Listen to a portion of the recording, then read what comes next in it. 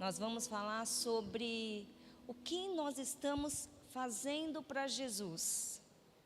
É uma pergunta que eu me peguei fazendo essa semana, porque assim, Jesus, Ele fez tanto por nós, não é verdade? E por mais que a gente faça, nunca vai ser suficiente, a gente não vai conseguir pagar o que Ele fez por nós. Mas essa pergunta veio muito forte para mim: o que eu estou fazendo para Jesus? O que eu estou fazendo com a minha vida? Como que eu glorifico a Ele?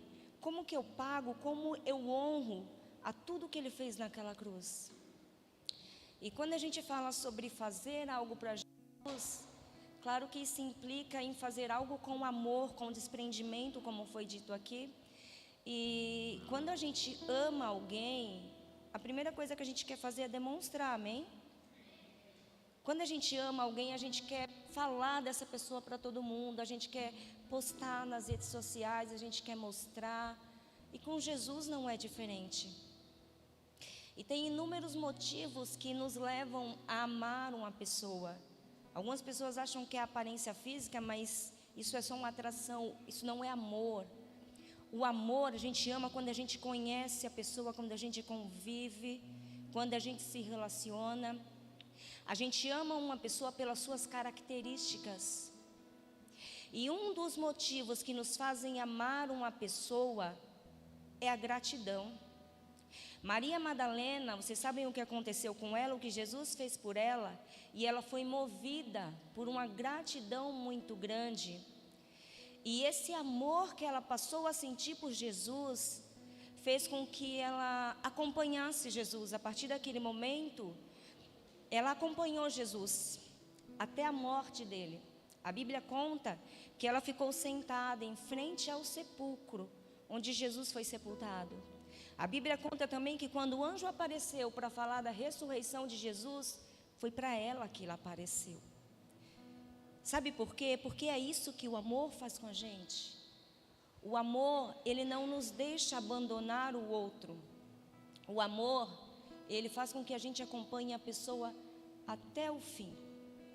O amor, ele é presente nos momentos bons, mas ele também está presente nos momentos maus. Porque quem ama não abandona, por mais difícil que seja.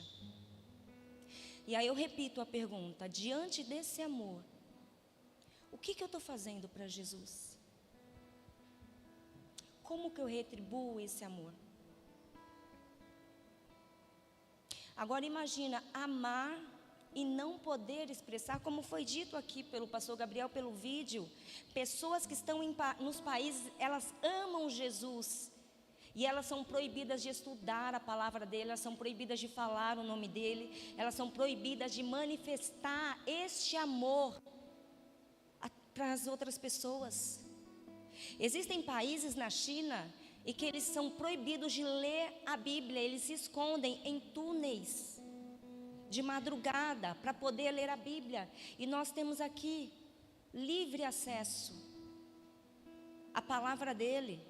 E às vezes a gente fica esperando o domingo para poder ler. E às vezes a gente fica dependente de um influencer na internet, de alguém, para poder nos auxiliar, sendo que a gente está aqui, ó, livre acesso todos os dias. Enquanto tem pessoas que querem manifestar, querem viver esse amor, e elas são proibidas. E elas têm que se esconder. Obrigada. Tinha um homem na Bíblia em que ele amava Jesus. Tinham vários, mas eu vou falar de um específico. No Evangelho de Lucas fala que ele era um homem bom e um homem justo. No Evangelho de Marcos fala que ele aguardava o reino de Deus. E em João e Mateus fala que ele era discípulo de Jesus. Mas tem um porém. Esse homem fez tudo isso, mas ele fez em segredo. Ele amou Jesus, ele seguia Jesus, ele aguardava o reino de Deus, mas ele não expressou, ele não mostrou, e ele guardou tudo isso no anonimato. Imagina o quão difícil não deve ter sido, porque quando a gente ama, a gente quer mostrar, a gente quer falar, a gente quer apresentar o outro para outra pessoa. E esse homem, a Bíblia não conta por quanto tempo, mas ele fez tudo isso no secreto. E aí você pode falar assim para mim: tudo bem, né? Se ele fez tudo isso, tá bem, Deus conhece o coração dele. E de fato, Deus conhece o nosso coração. Mas isso não é suficiente. Não é isso que a Bíblia diz. A Bíblia não diz que você tem que amar Jesus e ponto. E fica com esse amor aí no seu coração. A Bíblia fala que nós precisamos confessar, manifestar, deixar claro diante dos homens. E não guardar para a gente. E não guardar no nosso coração. Quer ver na Bíblia? Abre por favor Mateus capítulo 10. Nós vamos ler o versículo 32 e 33. E aí você pode falar assim para mim: mas eu não mato, mas eu não roubo, eu não faço nada errado, eu sou uma pessoa boa. Deus, tem gente que para não expressar esse amor de Jesus, elas usam essa frase assim: Deus conhece o meu coração. Então eu não preciso ficar falando de Jesus, então eu não preciso mudar isso ou mudar aquilo, porque Deus conhece o meu coração. Mas vamos ver o que a Bíblia fala sobre isso? Diz assim, 10:32. Portanto, todo aquele que me confessar diante dos homens, também eu o confessarei diante do meu Pai que está nos céus. Mas aquele que me negar diante dos homens, também eu o negarei diante do meu Pai que está nos céus. Amém? O versículo 32 está falando assim, Jesus está falando assim para os discípulos: aquele que não rouba, eu vou falar dele para Jesus. Aquele que não mata, eu vou falar dele para Jesus. Aquele que me ama, eu conheço o coração dele, eu vou falar dele para o meu Pai. A Bíblia está falando isso? Não. A Bíblia está falando: aquele que me ama, aquele que ama a minha palavra, aquele que me confessa diante dos homens, esse eu vou confessar diante do Pai. E aí você pode estar se perguntando: mas Deus e Jesus não são a mesma pessoa? São. Deus Pai, Deus Filho e Deus Espírito Santo. Um só. Mas cada um deles tem um papel fundamental na nossa vida. E a Bíblia diz que ninguém vai ao Pai senão a não ser por Ele, por Jesus. Ninguém vai ao Pai senão por mim. Então, se nós queremos ser reconhecidos diante de Deus, devemos confessar Jesus diante dos homens. Isso é fato. Não é simplesmente amar, fazer boas ações e guardar isso no coração. Isso é consequência de quem ama Jesus. É meio que uma obrigação, é caráter, é princípio. Não tem nada a ver. A gente tem que fazer isso. Mas o que a Bíblia está falando aqui para a gente ser confessado diante de Deus, a gente precisa confessar Jesus diante dos homens. E esse homem da Bíblia não fez isso. Mateus capítulo 11, versículo 27, vamos ler.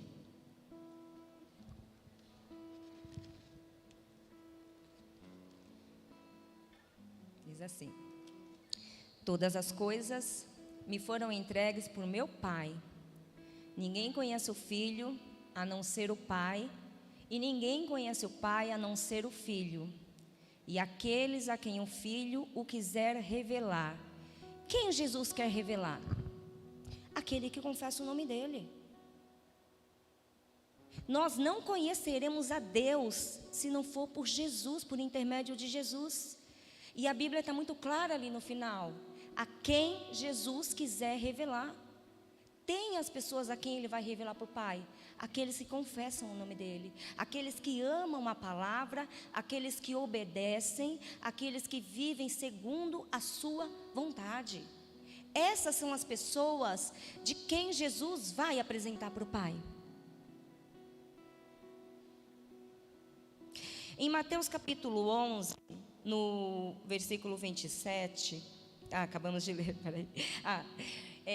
Assim, confessar Jesus, às vezes a gente pensa que eu vou levantar a mão, eu vou vir aqui à frente, eu vou aceitar Jesus, eu vou me batizar, e isso é o primeiro passo, gente, é muito importante. Isso é primordial.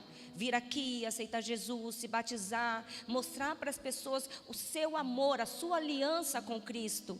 Só que o confessar Jesus, ele é um exercício diário. Todos os dias eu confesso Jesus através das minhas atitudes, através do meu estilo de vida. Paulo, escrevendo para Tito, no capítulo 1, ele fala: eles me confessam com a sua boca, mas as suas obras dizem o contrário. Então, o que adianta eu confessar Jesus só de boca? O que adianta eu dizer que eu amo Jesus, que eu conheço a tua palavra, mas as minhas obras não condizerem com o que eu estou falando? Paulo está alertando Tito, ele está falando: cuidado com esse tipo de pessoa. Que tipo de pessoa? De dentro da igreja, que falam, que confessam Jesus com a sua boca, mas as suas obras dizem totalmente o contrário. Então não é simplesmente sentir no coração, não é simplesmente eu amo Jesus e Deus conhece o meu coração e está tudo bem. Eu amo Jesus e por causa desse amor, ele vai ser refletido através das minhas atitudes. O que eu estou fazendo para Jesus? O que as minhas atitudes estão dizendo? Se eu amo Jesus por palavras, ou se eu amo Jesus através dos meus atos, através do meu estilo de vida. Mas voltemos ao homem que amou Jesus em segredo, que amou Jesus no secreto. A Bíblia não fala muito dele, está lá em Mateus capítulo 27, versículo do 57 ao 60. Diz assim: caindo a tarde, veio um homem rico de Arimateia, chamado José, que era também discípulo de Jesus. Este foi ter com Pilatos e lhe pediu o corpo de Jesus. Então Pilatos mandou que lhe fosse entregue. E José, tomando o corpo, envolveu-o num pano limpo de linho e depositou no seu túmulo novo, que fizera abrir na rocha. E rolando uma grande pedra para a entrada do sepulcro, se retirou. Achavam-se ali sentadas em frente da sepultura Maria Madalena e a outra Maria. Então, assim, irmãos, a Bíblia ela não fala muito desse personagem do José de Arimateia, mas a gente pode ver que ele era um homem temente a Deus, ele aguardava o reino, ele era um homem rico e ele era membro do Sinédrio. Não fala muito dele, mas ele teve um papel primordial no sepultamento do corpo de Jesus, porque naquela época a crucificação era a pena de morte para crimes hediondos, para crimes absurdos, e ela era para os romanos um motivo de humilhação, porque a pessoa ela era ferida, aos poucos ficava ali exposta, sem roupa, então era como se ela estivesse sendo humilhada. E Jesus, ele morreu numa sexta-feira, e o horário em que ele morreu, ele não poderia ser sepultado, porque já era considerado o sabá. Então, no pôr do sol de sexta-feira até o pôr do sol do sábado, eles não faziam mais nada. As pessoas não trabalhavam.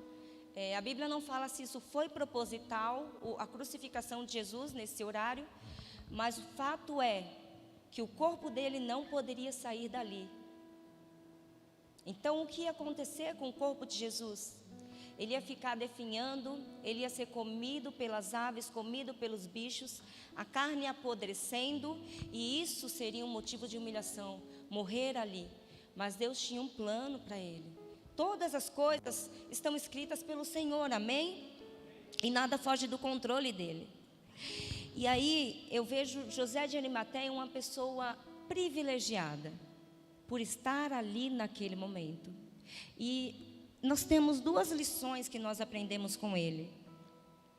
A primeira, que eu aprendo com José de Arimateia, é que antes tarde do que nunca. Alguém poderia chegar ali para José de Arimateia e falar assim: você chegou tarde, Jesus já está morto, não tem mais o que fazer. Por que você não foi ter essa reunião com Pilatos antes dele ser morto? Agora é tarde. Mas, irmãos, um dia para o Senhor é como 1000 anos, e 1000 anos é como um dia. Então, o que José de Arimateia estava fazendo ali, naquele lugar, naquele momento, era o cumprimento de uma promessa declarada no livro de Isaías 53. Tentaram fazer com que a morte de Jesus fosse motivo de vergonha, fosse motivo de humilhação, mas Deus é Deus e já estava escrito há muitos anos atrás. Ao invés de dor, a morte de Jesus trouxe para mim e para você que confessamos o nome de Jesus, vida. Então ela não trouxe dor, ela não traz dor, ela não traz humilhação, pelo contrário, ela traz vida para mim e para você. Tentaram fazer com que fosse um ato de humilhação, mas não era essa a vontade de Deus. Então eu vejo que José de Arimateia, ele não chegou tarde. Ele estava ali no momento certo, era o momento certo dele agir. Porque eu penso, se ele tivesse confessado Jesus antes desse momento, quem estaria ali para reivindicar o corpo de Jesus? Se ele tivesse falado, demonstrado que ele era um discípulo de Jesus antes, ele teria sido morto, talvez até juntamente com Jesus. Mas ele ia ser morto. Eu não estou falando do motivo que o levou a não confessar Jesus. Pode ter sido status, pode ter sido uma posição. Eu não sei te falar, a Bíblia não conta. Mas uma coisa eu entendo: nada acontece por acaso. Estava escrito em Isaías, ele ia ser sepultado com um rico. José de Arimateia era rico, ele precisava estar ali naquele momento, porque estava pré-determinado por Deus. Então ele não chegou tarde. No momento certo, ele confessou para Pilatos e ele pediu o corpo de Jesus para ser sepultado. E trazendo para a nossa realidade de hoje, você pode pensar numa situação que você está vivendo, difícil. Você pode olhar para o seu casamento, você pode olhar para a sua situação financeira, ou você pode pensar em uma pessoa, um parente seu, e você pode falar assim: é muito tarde. Para essa pessoa não tem mais jeito. Por mais que eu faça, não adianta. Eu já cheguei tarde. Mas, irmão, não é tarde. Não é tarde para a gente amar. Não é tarde para a gente perdoar. Às vezes a gente fica pensando: eu não vou pedir perdão para um parente, já passou muito tempo. Agora é tarde. Não é tarde para perdoar. Por mais que a pessoa já tenha sido recolhida, ainda é tempo de você liberar perdão para essa pessoa. Não é tarde para você servir. Não é tarde para você fazer o que Deus te chamou para fazer. Porque Deus tem um plano para cada um de nós, amém? E às vezes a gente fica olhando para a gente falando: é tarde. Já não dá mais tempo, eu já não consigo. Agora eu tenho o meu trabalho, agora eu tenho isso, agora eu tenho aquilo outro. Deixa outras pessoas fazerem. Mas não é tarde, irmão. Quando você olha para a situação do seu casamento, talvez você fale: é tarde, acabou, ele já foi embora, ela já foi embora. Não é tarde. Não é tarde. Para o Senhor nada é impossível para Deus. O que precisa? Fazer a coisa certa no momento certo, do jeito que Deus quer que você faça. Só como José de Arimateia fez o que era para ele fazer. Mas será que a gente está fazendo o que é para a gente fazer, ou a gente está só prorrogando? Só com esse pensamento de que é tarde, eu não vou fazer nada, de que não adianta eu fazer nada. Vamos aprender com este homem. Não é tarde para fazer essas coisas, amém? Um outro ponto que eu aprendo com José de Arimateia é que ele quase não aparece. Ele só aparece nesses evangelhos. Ele só é falado dele no sepultamento de Jesus. Mas uma coisa é fato: quando ele aparece, ele traz uma contribuição. Ele faz algo para Jesus. Pode ser que você entrou ali por aquela porta e você talvez não seja muito conhecido, assim como José de Arimateia não era muito falado. Pode ser que você esteja sentado aí, eu não saiba o seu nome, mas uma coisa é verdade: o Senhor conhece você. E quando você vem à presença dEle, quando você vem para Ele, o que você entrega? O que você está fazendo por tudo que Ele fez por você? Então ele não aparece, não é falado dele. Uma outra personagem também que não é falada muito é Dorcas.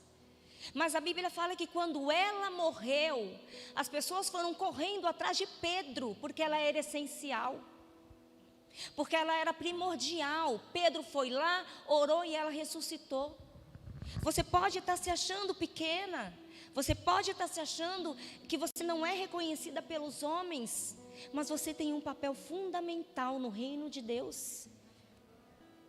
Porque cada um foi chamado para fazer algo para Ele. Não tem obra pequena, não tem obra grande, desde que nós façamos o que fomos chamados para fazer. Então não queira fazer a obra do outro, faça o que Deus te chamou para fazer, e você vai ser honrado, e você vai ser confessado diante do Pai, amém? Vamos ler Hebreus capítulo 6, versículo 10.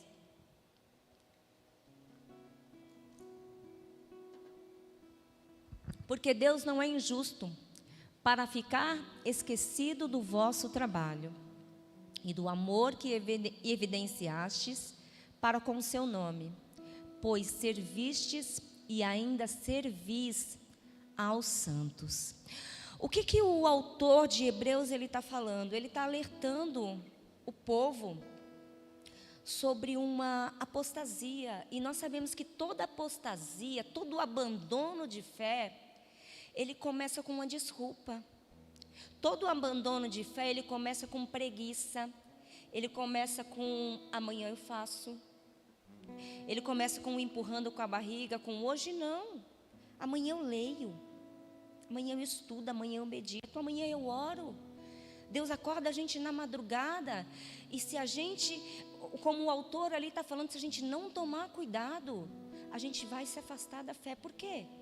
Porque a preguiça vai nos fazer isso. Deus chama a gente de madrugada. Hoje não, está frio. Amanhã eu faço, amanhã e amanhã. Volta no capítulo 5, versículo 11, Gustavo, por favor. A esse respeito, temos muitas coisas que dizer e difíceis de explicar, porquanto vos tendes tornado tardios em ouvir. O que o autor está falando? Não era para vocês estarem aqui nessa fase. Não era para vocês estarem aqui nesse estado espiritual, já era para vocês estarem além. Mas por que toda hora eu tenho que ficar voltando e ensinando para vocês? Já era para vocês estarem ali, mas vocês ainda estão aqui. Por quê? Porque vocês estão parando de estudar. Porque vocês estão demorando para aprender, porque vocês não querem. Por quê? Apostasia, por quê? Preguiça, porque amanhã eu faço. Deus está chamando para fazer e a gente está prorrogando e a gente está, empurrando. Não, hoje não, Deus. Amanhã eu faço, amanhã eu te sirvo. Amanhã eu oro, amanhã eu te busco, amanhã eu estudo. Isso é para tudo, irmãos. Eu não estou falando para algo só na obra dele, eu estou falando na nossa vida mesmo. O que Deus está falando para a gente fazer que a gente não está fazendo? Deus está falando, muda o seu comportamento no seu casamento. E a gente está falando, não, eu vou esperar minha mulher. Não, eu vou esperar o meu marido mudar. Deus está falando, demonstra amor com o teu filho. E a gente está falando, não, ele me deve isso, ele me deve aquilo. Eu não tenho que demonstrar, ele tem que fazer primeiro. Deus está falando para você. Não prorroga o que Deus está falando. Não passa para outra pessoa o que Deus está pedindo para você, amém? E qual é o resultado ou a contribuição que eu e você estamos dando para Jesus como igreja? Como igreja, irmãos? Nós somos igreja de Jesus Cristo. O que eu estou fazendo? O que eu estou contribuindo no reino de Deus? Seja aqui na igreja, seja dentro da minha casa, seja no meu trabalho. Como eu estou contribuindo? É que às vezes a gente acha que só é para contribuir quem tem um cargo ministerial. Só é para contribuir quem foi ungido. Todos nós temos um papel, todos nós temos uma contribuição a entregar no reino de Deus. O que a gente está fazendo com o que Deus nos entregou, com o que Jesus está nos pedindo? Como que a gente está retribuindo, irmãos? O que a gente está fazendo para Jesus? Os discípulos, eles andaram com Jesus por 3 anos e meio. Eles aprenderam com Jesus, eles viram Jesus operar muitos milagres. Eles foram enviados por Jesus. E nesse cenário, que fique claro, no cenário da morte de Jesus, no cenário da crucificação, do sepultamento de Jesus, tá? Qual foi a contribuição dos discípulos? O que eles deram, o que eles entregaram para Jesus? Traição, abandono, medo e negação. Será que nós não estamos também como os discípulos aqui, nessa fase? Será que nós não amamos Jesus, conhecemos Jesus, já provamos desse amor, provamos do poder da glória dele, mas quando é para a gente fazer algo para ele, será que a gente não está correspondendo igual aos discípulos aqui, com medo, fugindo, dizendo não, eu não, não é comigo, isso é com o pastor, não sou eu que tenho que orar pela minha família, para isso existem os líderes.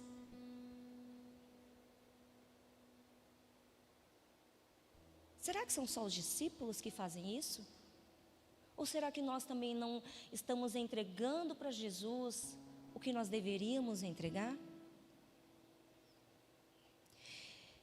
E onde Deus está te chamando para você contribuir, e você está arrumando desculpas, e você está deixando de fazer para Deus, para poder fazer lá fora no mundo. Porque há um dom em cada um de nós, há um chamado em cada um de nós. Se a gente não faz para Deus, pode ter certeza, ele não vai ficar amortecido. A gente vai fazer lá fora. O que Deus te entregou que você não está devolvendo para Ele? O que Deus te deu que você está servindo, você está entregando, contribuindo no mundo? É para a gente pensar, é para mim e para você, irmãos. E aqui tem um outro ponto também na história de José de Arimateia. Os discípulos poderiam ir até Pilatos, pedir o corpo de Jesus? Não. Não ia ser diferente com eles. Não estou falando que eles deveriam ter fugido ou que deveriam ter negado, não é nada disso. Eu estou falando que todas as coisas acontecem segundo o propósito de Deus. Nada foge do controle dele. Eu estou falando sobre um personagem chamado José de Arimateia, que estava no lugar certo, no momento certo, fazendo o que ele foi chamado para fazer. Deus preparou todas as coisas. Se os discípulos fossem reivindicar o corpo de Jesus, eles também seriam mortos. Então era José de Arimateia que precisava fazer isso. E sabe, não é você e nem sou eu que escolho a hora de servir. Não somos nós.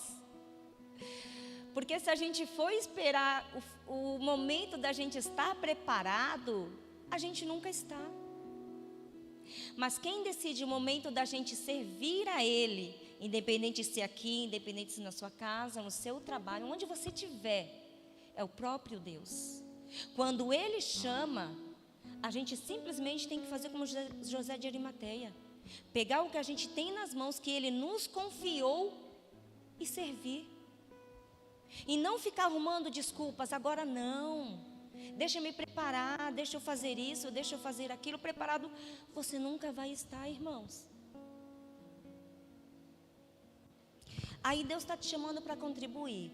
Deus está te chamando para fazer alguma coisa para Ele. E aí você fala, ah não, Deus, já tem a Paula. Ah não, Jesus, já tem o Jefferson que toca violão. Já tem o pastor, já tem a pastora. Só que aí Deus responde assim, sim, eu tenho a Paula, eu tenho o Jefferson, eu tenho a Gabi, eu tenho a Camila, eu tenho o pastor, eu tenho essas pessoas. Só que hoje, para esse momento, para essa situação, é você que eu quero. É você, filha, que eu quero. Eu não quero a Paula para fazer isso. Eu não quero o Felipe para fazer isso. É você que eu quero, você que fica aí quietinha, que acha que ninguém está te vendo. E pode ser que os homens não estejam te vendo, mas eu, Deus, estou te vendo. E é você que eu quero usar agora. Como que a gente retribui a isso? Como que a gente corresponde? Com medo? Com negação? fugindo do que Ele chamou a gente para fazer? Dia 4 desse mês, eu já estou finalizando, irmãos. Dia 4 desse mês, eu ouvi 2 frases que eu ainda estou digerindo no meu espírito. Eu tenho meditado nelas todos os dias. Primeira frase é assim: fazer a vontade de Deus sacia a minha fome. Sabe o que eu tenho pensado? Quando eu ouvi essa frase, isso me impactou, porque quando a gente faz o que a gente foi chamado para fazer, a gente não sente falta de mais nada. Sabe aquelas pessoas que quando elas estão fazendo a vontade de Deus, por mais que elas façam, elas não ficam cansadas. Se a gente parar para falar com as irmãs que estiveram aqui servindo ontem na noite de caldos, elas trabalharam desde sexta-noite, sábado servindo. Se a gente parar para falar com elas e falar assim: você está cansada? Elas vão falar: não, eu tenho certeza absoluta. Não. Sabe por quê? Porque elas estavam fazendo a vontade de Deus. E quando a gente faz a vontade de Deus, a gente não sente falta de mais nada. Não tem cansaço, irmãos. Não tem fadiga, não tem peso. Pelo contrário, quando a gente faz a vontade de Deus, isso traz uma sensação de contentamento para a gente, de satisfação, de realização. Então, se você está fazendo alguma coisa, para a gente pensar, eu me fiz essa pergunta: o que eu estou fazendo? Está gerando um peso para mim? Ou será que não gera peso? As coisas fluem naturalmente. Se as coisas estão fluindo naturalmente, irmãos, fato é que você está na vontade de Deus. Mas se o que você está fazendo, seja pequeno ou seja grande, se está pesado, reveja. Porque talvez você esteja onde Deus não quer que você esteja. Talvez você esteja fazendo o que não é para você fazer, irmãos. Isso em todas as áreas da nossa vida. Servir a Deus é prazeroso, é alegre, é leve. Irmãos, eu preparei essa ministração em uma semana e de verdade Deus tem tratado muito o meu caráter, muito tudo em mim. E foi tudo muito leve. Às vezes a gente fica pensando: eu tenho que mostrar um conhecimento, eu tenho que fazer isso, eu tenho que fazer aquilo. Não, o que a gente precisa fazer? Aqui, ó. Quem faz todas as coisas? A Bíblia, a palavra, é Ele que faz. Então eu não tenho que me preocupar. Seguir a minha rotina diária. E hoje vocês estão recebendo o alimento. Amém? Então, se Deus pede algo pra gente, que a gente fica com aquele peso de eu tenho que ir, eu tenho que fazer, eu tenho que isso. Irmãos, das duas uma: ou seu coração não está ali, ou você não está fazendo o que Deus te chamou para fazer, o que você quer. Porque tem coisa que a gente se projeta. E pode ser que Deus abençoe por um certo momento, sim.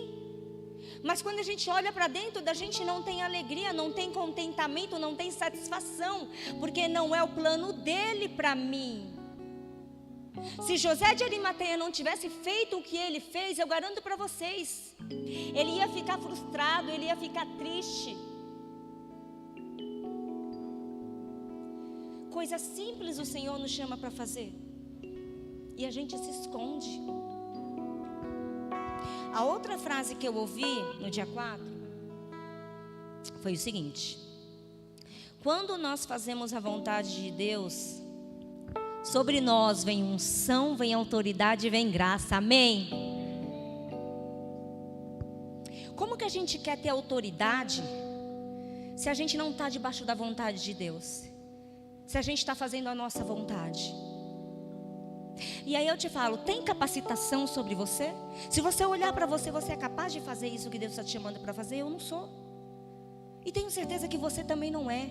Mas quando você se coloca, quando você se projeta na vontade dEle, todos os recursos, tudo que você precisa, vem sobre você. Todos esses projetos que Deus tem colocado no coração do pastor Gabriel, se a igreja se coloca debaixo, se sujeita ao senhorio de Deus, a gente não precisa se preocupar. Porque vem recurso físico, vem recurso espiritual, vem recurso emocional. Tudo que a igreja precisa, o Senhor vai proporcionar, porque a obra é dele. Amém? Então o que o Senhor está te pedindo? Não racionaliza. Não fica pensando, mas e se? Mas e se o meu filho? E se a minha esposa? Não, Deus está te chamando, está te levantando. Vai e faz. Ele vai preparar um momento, Ele vai preparar um ambiente, Ele vai preparar o coração da outra pessoa, Ele vai colocar as palavras na tua boca. Simplesmente faça o que você foi chamado para fazer. Ponto. Mas entenda, onde você está hoje? O que você está fazendo com o que o Senhor tem entregue para você? Eu cheguei a pensar com essas frases exatamente o seguinte: eu não vou olhar para mim. A única coisa que eu quero, a partir do dia 4 de junho, eu determinei para mim. A única coisa que eu quero é fazer a vontade do meu Pai. Eu não quero outra coisa, se não for fazer a vontade de Deus. Mas para fazer a vontade dEle, eu preciso me sujeitar a Ele. Eu preciso buscá-lo, eu preciso entender, eu preciso conhecer essa vontade. Para conhecer essa vontade, eu preciso confessá-lo diante dos homens. Eu concluo dizendo o seguinte: os discípulos, eles tinham confessado e honrado Jesus quando viram Jesus operando milagres, quando viram Jesus andando, falando, comendo. Isso é muito fácil. José de Arimateia demonstrou amor e coragem. José de Arimateia confessou Jesus quando ele estava em silêncio, quando ele estava morto, ensanguentado, quando para os homens já era tarde. Talvez hoje Deus esteja em silêncio diante dessa situação que você está passando. Talvez hoje você fale assim: mas eu não sei o que é para fazer. Talvez você fale assim: eu quero fazer a vontade de Deus, mas eu não sei qual é a vontade dele. Irmão, Jesus está aqui, amém? Se coloca de pé, Ele está aqui. Abra o seu coração, pergunte para Ele o que Ele quer que você faça diante dessa situação. Pergunte para Ele o que Ele espera que você contribua, o que Ele quer que você entregue para Ele nesta manhã.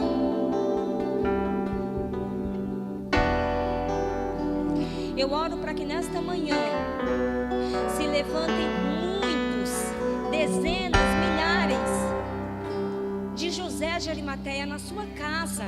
Que se levantem José de Arimateia, homens corajosos, dispostos a fazerem o que Deus chamou para fazer, na hora certa, no momento certo e do jeito que Deus quer que seja feito, não do nosso jeito.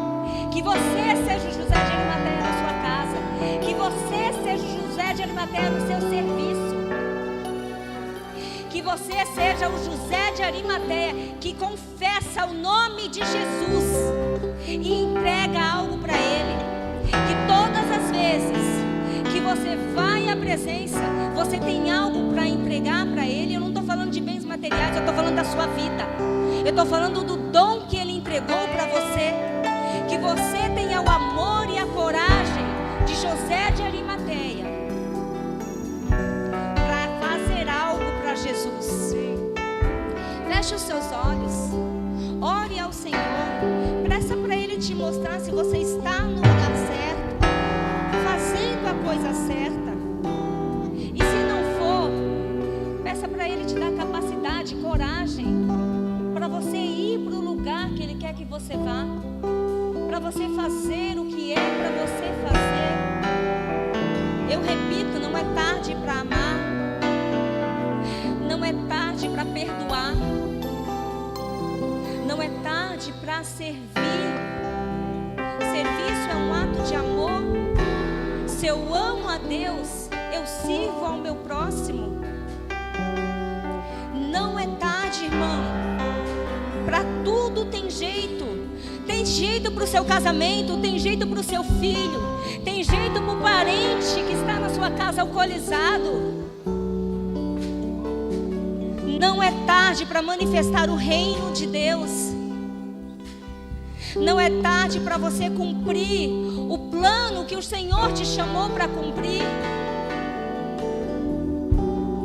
Não é tarde. Peça para Ele sondar o seu coração, para que você faça a vontade dEle, não a sua.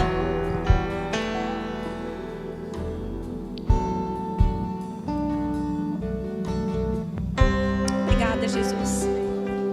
Obrigada, Senhor, pelo Teu amor. Obrigada, Jesus, pela Tua voz nesta manhã, Pai.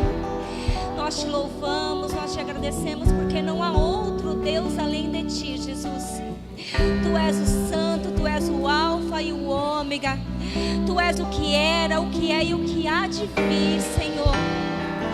Pai, nós oramos para que nesta manhã, Jesus, que o Senhor fale aos nossos corações, Pai.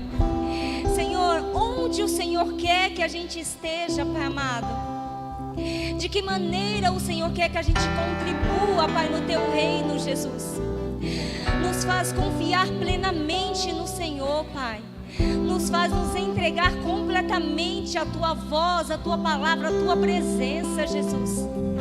Senhor, que a gente não haja com medo, com insegurança, Pai, porque a nossa força ela vem do Senhor, Jesus. Pai, que haja em nós, como foi dito a Josué, um espírito, Jesus, não de covardia, mas de coragem, Pai, para avançar, Jesus, rumo ao que o Senhor tem proposto para cada um de nós, Pai.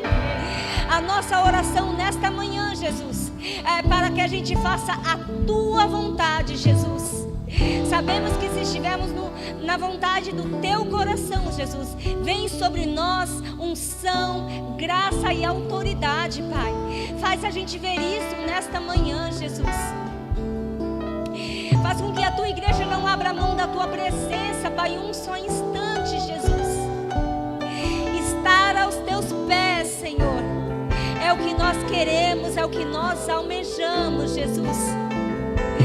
Sabemos que nós só fazemos a Tua vontade, Senhor, se nós obedecermos e se nós amarmos ao Senhor. Então, aumenta esse amor em nós, aquele amor que estava adormecido, Jesus. Eu oro para que Ele venha, Jesus, como inunda os nossos corações com este Teu amor, Jesus. Faz brotar, Senhor, aquele pensamento, Jesus, de que essa situação não tem mais jeito. Nós repreendemos em nome de Jesus. Nós rejeitamos em nome de Jesus. E nós olhamos para o alto, porque é de lá que vem o nosso socorro, é de lá que vem a nossa resposta, é de lá que vem todos os recursos que nós precisamos, Pai. Por isso nós Te louvamos, nós Te agradecemos, nós Te bendizemos, Pai, em nome de Jesus. Em nome de Jesus. Se você pode, aplauda o Senhor, engrandeça o nome dEle, diga palavras de amor a Ele, porque Ele é Rei, porque Ele é bom. E nós vamos adorar ao Senhor. E eu quero fazer um convite aqui. Enquanto nós adoramos ao Senhor, se você ainda não reconheceu Jesus, nós lemos, não adianta guardar no coração. Se você é uma pessoa que tem Jesus no seu coração, que ama Jesus, mas que ainda não confessou com a sua boca, que não levantou a sua mão, que não veio diante de homens mostrar o seu amor por Ele, eu te convido, levante a sua mão nesta manhã. Se você está em casa e você é essa pessoa, tenha coragem de José de Arimateia, escreva nos comentários o seu nome e uma equipe vai entrar em contato para orar por você. Se você é uma pessoa que já fez isso, mas que por algum motivo abandonou a fé, se afastou dos caminhos do Senhor, não é tarde. O momento é agora. Levante a sua mão, escreva nos comentários, eu quero me reconciliar com o Senhor.